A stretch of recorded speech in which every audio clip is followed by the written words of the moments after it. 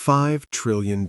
In a single afternoon, it evaporated. 10 million families lost their homes. 100 years of banking history erased in a weekend. The system didn't just break, it vanished. Welcome to the age of debt. Today, we aren't just looking at charts, we're looking at the greatest heist in human history, the 2008 global financial crisis. From the skyscrapers of Wall Street to the quiet suburbs of the Midwest, we're going to break down exactly how a safe investment became a global virus. We were told this was a once-in-a-lifetime event, but as the global debt hits a new record of $300 trillion, I have to ask, what happens when we run out of once-in-a-lifetimes? Let's get into it. To understand the collapse, you have to understand the dream. In the early 2000s, the American home was no longer just a place to live. It was a golden ticket. Interest rates were at historic lows. Banks were practically begging people to take money. The world had too much cash and nowhere safe to put it. So Wall Street gave them an answer: mortgages. They bundled thousands of home loans together, called them AAA, and sold them to the world as if they were as safe as gold. But there was a poison in the system. They called it subprime.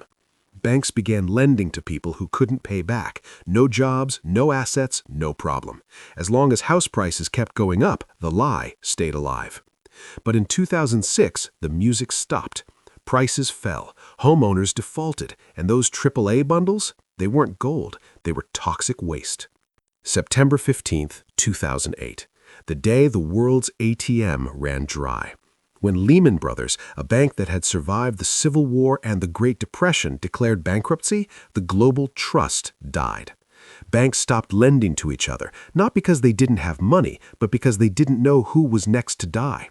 London freezes. Iceland's entire banking system collapses in 72 hours. The Greek economy begins a 10-year-long death spiral.